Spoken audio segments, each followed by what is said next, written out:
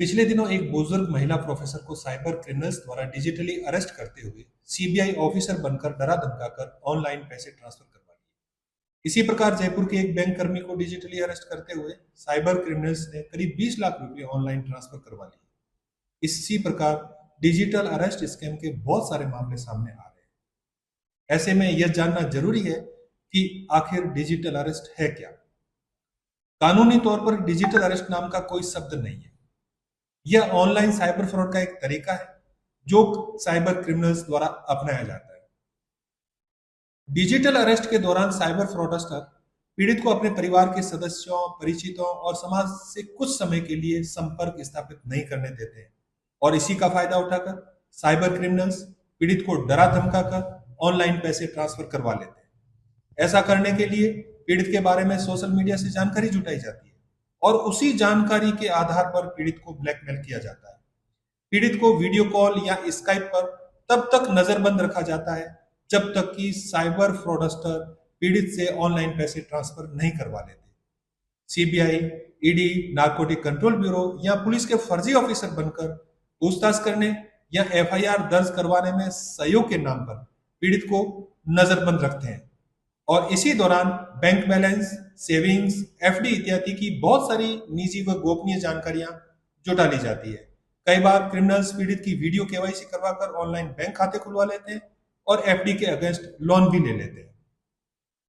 Digital arrest के लिए cyber fraudster पीड़ित के खिलाफ कोई क्रिमिनल केस दर्ज होने, कोर्ट से अरेस्ट वारंट होने या पीड़ित के आधार नंबर से जारी सिम से एसोसिएटेड बैंक खातों में करोड़ों का अवैध लेन देन होने या पीड़ित के पार्सल में ड्रग्स व फर्जी पासपोर्ट मिलने या परिवार के किसी सदस्य के ड्रग्स के साथ पकड़े जाने या नाबालिग लड़की के साथ गैंगरेप करने का झूठा आरोप लगा देते हैं।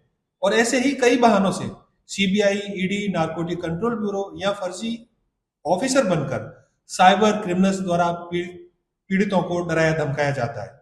कई बार आर्टिफिशियल इंटेलिजेंस या डीप फेक का इस्तेमाल करते हुए साइबर फ्रॉडस्टर पीड़ित के परिवार के सदस्य की आवाज में कॉल या वीडियो कॉल करते हैं और पीड़ित को कमरा बंद करने के आदेश देकर परिजनों, परिचितों व दोस्तों से संपर्क नहीं करने दिया जाता और पीड़ित को वीडियो कॉल पर लगातार प्रताड़ित करते हुए ऑनलाइन रहने के लिए निर्देश दिए जाते हैं जब तक कि वह पैसे ट्रांसफर न कर दें। डिजिटल अरेस्ट साइबर स्कैम से बचने के लिए यह जरूरी है कि जब इस तरह के फर्जी कॉल आते हैं तो उन्हें सर्वप्रथम अपने परिचितों और परिजनों से संपर्क करने का प्रयास करना चाहिए और उनसे सहायता प्राप्त करनी चाहिए और ऐसे सस्पिशियस कॉल को तुरंत ब्लैकलिस्ट कर देना चाहिए। यह भी जरूरी है कि सोशल मीडिया पर महत्वपूर्ण निजी जानकारी शेयर न करें जिसके आधार पर आपको साइबर फ्रॉड का शिकार बनना पड़े।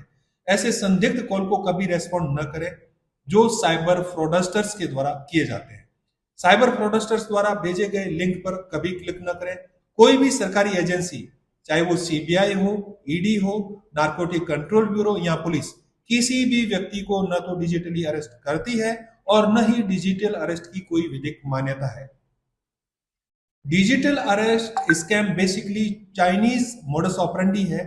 चाइनीज का अपराध करने का एक तरीका है जो उन देशों में स्कैम कंपाउंड संचालित करते हैं जिन देशों के साथ भारत की म्यूचुअल लीगल असिस्टेंट ट्रीटी नहीं है, यानी कि भारत की आपराधिक मामलों में उन देशों के साथ पारस्परिक विधिक सहयोग की संधि नहीं है।